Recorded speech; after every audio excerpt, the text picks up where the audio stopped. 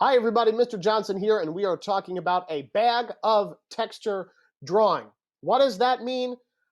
I'm about to tell you. So get in your bag, let's go. Bags are a wonderful subject for drawing. They're so simple. Everyone's got a bag. It could be any kind of bag. And what we're going to do is set that up, look at it, and draw it. Now you can do it in any setting. This drawing, which I found on Google, I don't know who the artist is, so I apologize wherever you are.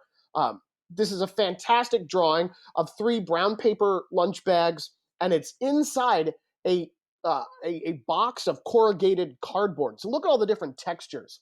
So this drawing is about finding the texture, and bags are great subjects for that because they're filled with wrinkles, creases, folds.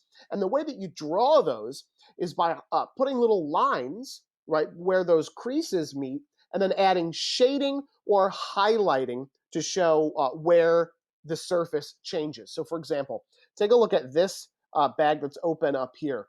So the artist has drawn a line right here because the bag folds, and it's darker on this side, lighter on this side. That's showing that the light source is coming from the left.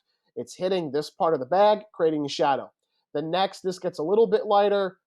There's another fold with a line there, a little highlight, another fold with a shadow, another light area, right? And he repeats this to create this really wrinkled look. Now look at the front of this bag here. The artist does the same thing, it's just a lot more subtle. So there are changes from gray in here to a lighter highlight, to a medium gray, to a lighter highlight, medium gray, lighter highlight, medium gray, lighter highlight, and just repeats that over and over, and it creates the wrinkled look of the bag. And then this bag on the bottom right, this twisted one, that has this dark just lines showing those twisted forms. So this is an extremely advanced version of this assignment. Don't let this freak you out, but boy, it's cool. So there are two things that are really important for this drawing. It's the difference between smooth texture and rough texture. It's really simple to do. Smooth texture, like this glass bottle, is created by gradual changes from light to dark. So we fade those. You can use the blending stump. You can change your pencil pressure very slightly. We're fading those changes. Rough texture, like this textured box here, has frequent changes between light and dark. And they're usually a lot more drastic. They're not gradual. We don't fade them. They're usually a lot harsher. So that gives the sense of a rougher texture. In drawing a bag, there's a combination of both of these techniques. And it's about looking to see where we use them. So let's take a look at these two drawings. First, you have, again, two brown paper lunch bags on the left, beautifully drawn. On the right is like a plastic, clear plastic zip top bag that has some bottles of paint in it. So let's point out a couple things. Did not mean to do that, silly mouse. So wow, look at how the artist shows all of these wrinkles and creases, and all it is changing the value. So texture is my favorite art element. I talk about using it all the time. I think it improves the quality of artworks across the board. There's nothing that can't be made better by adding different textures. But texture does not work alone.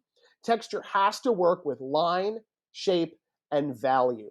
So what that means is to show these folds, you need lines on the edges and changes in value. So it's darker here. This is where the highlight is, and we add that white area that shows that the bag is folding. A great way to do this, right? If you look at the side of this bag on the left, would be to shade in the entire side, a medium gray, shade in the whole thing. Then use an eraser to draw in the highlights, and then go back and press harder to draw in the shadows. That's my recommendation. Even the top of this paper bag here, shade it all in a very light gray, use an eraser to draw these lines, and then press a little harder to add the dark shadows. that is a great way to do it. Now the bag on the right, because it's clear plastic, a lot more of the bag is white because it's clear and you can see through it. Here the artist has used lines to show the folds in the bag and then shaded around them to give the sense of texture. So cool. So let's watch a little video on the shading exercise for crumpled paper. You see, essentially, a brown paper bag is a this is amazing. rectangular prism. Love his videos right? on YouTube. See, it has obvious sides. You can see the 4 sides. But when it's crumpled, those sides are not that obvious. So the challenge is being able to capture that even though it is crumpled. Now, first, let's look at the basic structure. We know there are 4 basic planes or basic sides to this paper bag. So the challenge here is, even though the bag is crumpled, we still need to be able to convey a sense of structure here. So we must be able to distinguish the basic sides from each other. And to do this, we need to step back and kind of ignore all the details, all the little shapes, all the little things going on, and still see the basic planes. That's the ultimate challenge here. Now, in this image, we can see the right side, we can see the front, we can see a little bit of the left side facing the light source. These are the 3 basic sides for this paper bag that's visible to us. And this distinction is important because they are instrumental to having us sense depth and volume. So I'm going to pause this for 1 second. We're going to go back to it because his explanation is excellent. But I just want to point out one thing that he's doing when he's starting this. See how he's starting with just the simple shapes. And he's pointing out, okay, well, these are the light shapes on this side, and these are the medium gray shapes here, and then this is the dark side on the right. That's the best way to handle a project like this. If you start with little wrinkles, you're going to get lost, confused. It's going to get muddy looking. Don't do that. Just start with those basic shapes, and we'll add those details in later. Then, based on this, we will break up these larger planes into smaller subplanes. So he's looking for areas, where does it fold? Will help us to see where the smaller subplanes are being formed. They're basically the edges of those smaller subplanes.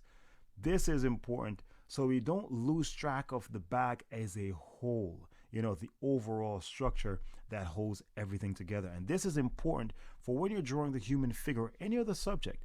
You know, we don't get lost in the little small subplanes or subforms. We always keep track of the overall structure of the subject. Now this kind of sketch, you don't need to do. The next important thing to look at is light and shadow.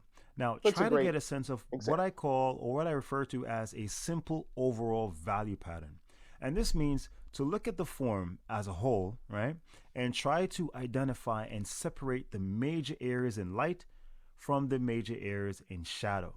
Then we examine the areas of transition between these 2 major areas, right? So because, you know, the idea is you want to identify the nature of the value change that occurs as we move from light to shadow.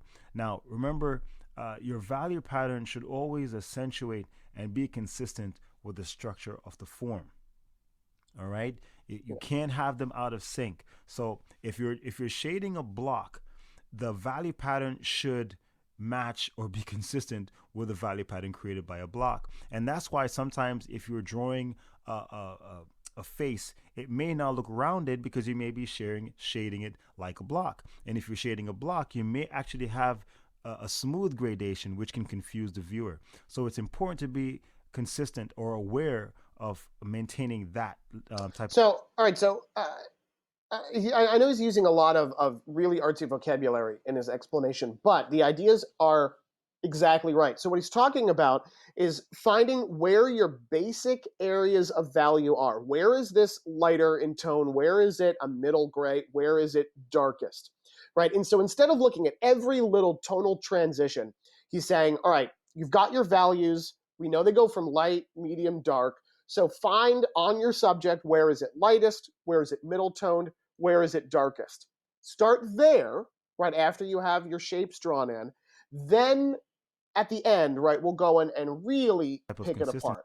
Jump ahead a little bit because he's going to do drawing of this. Now his drawing is all done in pen. You can see that he sketched it out lightly in pencil first to get the basic shapes. He's crazy doing this in pen. He's a fantastic pen artist. All of his YouTube videos are pen drawings, which he's really, really good at. But I like this sped up version because it's showing you that he's starting with real basic shapes, right? Just the outline. And now he's going in and adding some of the value. So we can watch where he's looking at lines, where he's adding in those little folds. And all of the folds and wrinkles in the bag, they're shown only with changes of value. It's a little lighter here, it's a little darker here, it's a little darker over there, and so on. It's just satisfying to watch. He's using all little hatching lines, which I think is very difficult to do, but it gives such a cool look. And I'm hoping he's going to make these shapes on the right darker, because the left side is looking awesome. Oh, there he goes. So left side's looking awesome. The right side doesn't look dark enough, but I trust him. I've also watched the video before. Oh, there it goes. Ooh, it's starting to add in dark. Hey, it's getting darker. Look at that. Now you've got such a great sense of this form. It's got all those wrinkles, all those folds. Look at how the edges buckle. He's trying to get this shape across the top here. Now he's going back in and making the shadows on the right side darker. So if you step back and you kind of squint, you really see how he's captured the bag in this pen drawing. I think it's beautiful. So hopefully that was a great example for you. So here are the things you want to think about, right? Where's your light source coming from? So in this example, again, a brown paper bag. That must be really popular. This brown paper lunch bag, and then a drawing mannequin sticking out of the top of it. Hilarious. So the light source here is coming from the right side. So you can tell that the parts of the bag on the right are the lightest, and then it's a little darker on the left side, and it casts a shadow to the left. So think about, where are the highlights? Where are the shadows? Where are the cast shadows? And then in the wrinkles and folds, right, where does it get a little darker and a little lighter? So these are things to think about as you work on this drawing. Now, this one is done with paint, so this artist painted it. You can use any media that you want for this drawing. It can be simple black and white pencil shading. You can try it with a pen or a marker. We watched that demo. That was pretty cool. You can do yours in colored pencil, watercolor paint, or anything else that you have available to you at home. Go for it. Here, again, just black and white. This is probably done with charcoal or really dark 8B, pencil. But it's all about the value. Where is it lightest? Where is it middle toned? Right? And then where is it darkest? They've also shaded in this background at the top really dark because it makes the light parts of the bag pop out. Isn't that gorgeous? It almost becomes abstract. It's just about looking for shapes of light and dark. Now, here's an artist who drew a paper bag with some wrinkles, but this is not what we're looking for. Now, why not? I'm so glad you asked. This is missing a couple of things. One is a light source, right? The shading is the same on every part of it. There's no cast shadow. So we're obviously not looking at this with a light coming from any particular direction. Nature doesn't work that way. If you look at my face, there's more, although there's light all around, there's more light coming from, right, this side, the right side. That's because this side of my face is a little bit brighter. This side's a little bit darker. Everything in life has some shadows on it, so it's missing that. This also does not have a full range of values. Everything is either light or medium gray. It's missing those dark blacks. That's what's going to give it a real sense of form. And also, if you look at where they've drawn in the wrinkles and folds, they have drawn them in pretty well. So I'm happy with that. But what it's missing is all of the shading that goes with it. This is like, step 2. We need to take it to step 8. Then I'll be really happy. So, instructions. Set up a bag. What kind of bag do you want to use? Any kind. Plastic bag works. Paper bag is great. All those wrinkles. Shopping bag, excellent. That's a great kind of bag. Fabric bag, right? Wonderful. Any of those will work really well. So find an actual bag, though. Don't make it up. Find a bag, put it in front of you to draw. Think about your light source. What direction is the light coming from? Where are your highlights and shadows? Begin drawing the bag lightly. Always start very lightly in pencil. You can make your lines darker, but dark lines are hard to erase. Fill the space on your page if you're drawing this in your sketchbook, which you should be. Make sure it's drawn pretty large. You can see in this example here, they filled up the majority of the space with the bag, some space for the shadow. That's great. Add light lines for wrinkles and changes in value. So you would draw out these shapes here. Here it's all darker. Here's a line for a wrinkle. Begin shading. And then either add a range of values from light to dark or use color to show those values. This example is done in colored pencil, and they have layered, you can see deep purples and reds and oranges in there to really create that sense of value.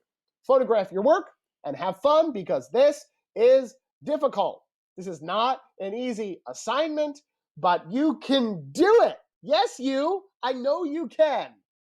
I'm excited to see it. If you have questions, please let me know.